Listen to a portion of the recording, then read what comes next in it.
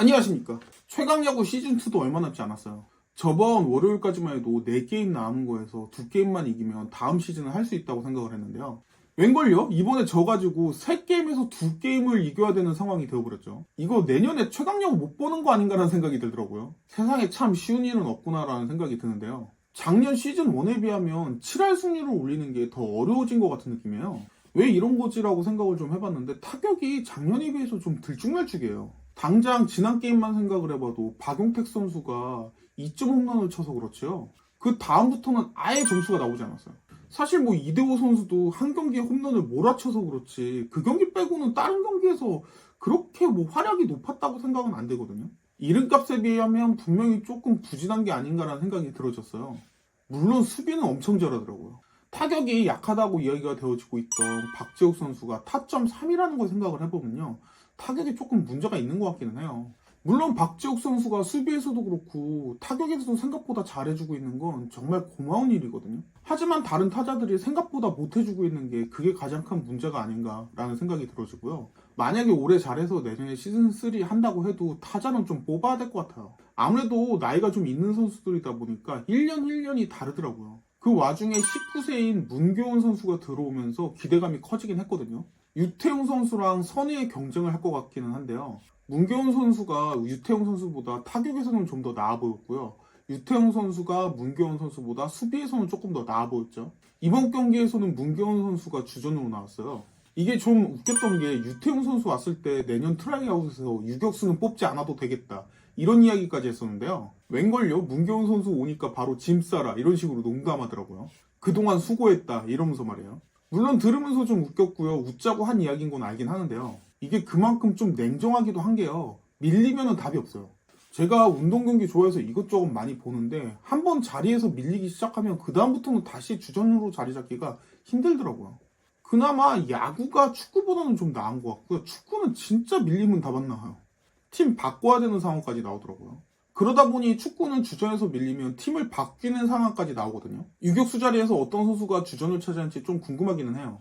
아무래도 수비력에서 너무 하자만 있는 게 아니면 문교훈 선수가 타격에서 앞서 있다 보니까 문교훈 선수 쪽한테 조금 기회가 더 많이 갈 것 같긴 하거든요. 왜냐하면 최강야구가 전체적으로 타격이 조금 안 좋아서요. 타격만 좋았으면 벌써 지금 7할 넘기고서 다음 시즌 준비하고 있겠죠.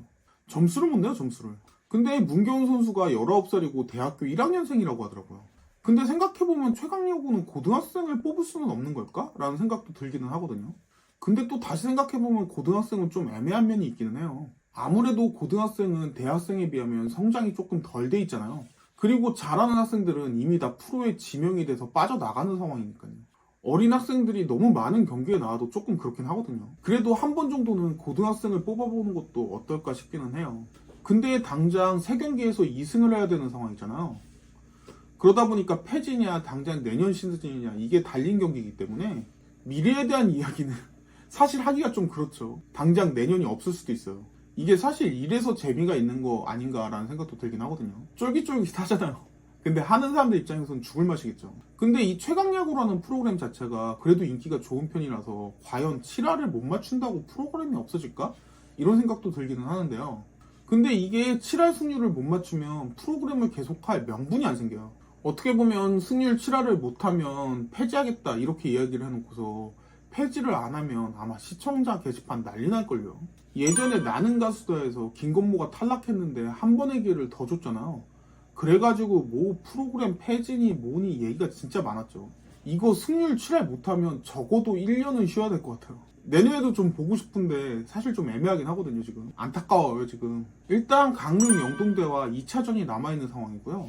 물론 이미 했겠지만 우리는 아직 못 봤죠. 예고편을 보니까 타격전으로 흐름이 이어졌다 이렇게 얘기를 하는데요. 최강야구 예고편은 저거 좀 믿을 게 못 돼요. 맨날 큰 점수차로 이겨도 뭐 타격전이 어쩌고저쩌고 이런 말 되게 많이 하거든요. 편집 짜집게 해서요. 여태까지 생각해보면 1차전에서 지면 2차전에서는 타격에서 각성을 하면서 큰 점수차로 이겼단 말이에요. 위기감을 느꼈죠. 이번에는 어떤 경기를 해주려는지 모르겠는데요. 어쨌든 좀 이겼으면 좋겠어요, 이제. 그리고 2게임 중에 1게임은 독립리그에서 우승한 팀인 연천 미라클과 경기가 이루어진다고 하고요. 근데 여태까지 독립리그랑 경기를 한 걸 생각을 해보면 충분히 해볼만하지 않을까라는 생각이 들거든요. 독립리그가 타격은 강한데 투수력이 별로예요. 우리나라도 사실 선수층이 얇다 보니까 조금 괜찮은 투수다 싶으면 다 긁어가요, 프로에서. 그래서 독립리그에 나오는 투수들 보면 그렇게 잘하지는 않는구나라는 생각이 들더라고요. 그러다 보니까 오히려 해볼만하지 않나라는 생각이 들어져요. 이태근 선수도, 아니 이제 코치라고 해야 되나요? 연천 미라클이라고 하니까 아직까지는 괜찮다 이렇게 이야기를 하더라고요. 선수단들도 해볼만하다고 생각을 속으로 하고 있는 거겠죠. 그래서 사실 이 두 게임을 다 잡아야 돼요. 왜냐하면 마지막 31번째 게임이요, 직관 경기고요, 대학교 올스타예요. 근데 이거 대학교 올스타라고 하면 이야기가 좀 많이 다를 것 같거든요. 여태까지 경기를 해온 걸 생각을 해보면 그래도 고등학교 팀 상대로는 좀 편하게 경기를 해왔거든요. 근데 엄청 힘들게 경기를 한 게 청소년 국가대표죠. 이 청소년 국가대표가 상대하기 굉장히 힘들었던 게 투수력이 굉장히 강했고요, 수비도 좋아요. 그러다 보니까 점수를 거의 못 뽑는 거죠. 근데 대학리그 올스타면 청소년 국가대표랑 좀 비슷할 것 같거든요. 근데 생각해보면 또 고등학교에서 대학교 갈 때 투수들을 굉장히 많이 지명해서 빼가거든요. 그래서 대학리그 투수들이 그렇게 강하지는 않을 것 같다라는 생각이 들기도 하는데요. 근데 이번에도 그 대학리그 투수한테 완투패 당했잖아요.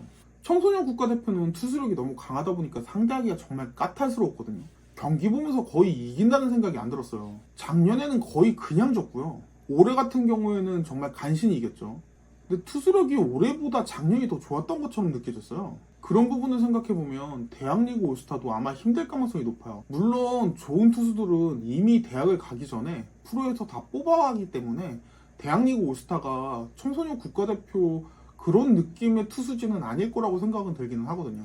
그래도 올스타들 모아놓은 거면 상당히 잘할 거예요. 대학리그 올스타라고 하면 만만하게 보기에는 힘들 것 같아서 사실 마지막 게임은 이기면 좋고 지면 어쩔 수 없다 이런 느낌이거든요. 진짜 이런 거 생각해보면 정말 큰일 났다는 생각이 들어져요. 3게임에서 2경기 이겨야 되는 게 아니라 사실 2게임 전승해야 되거든요.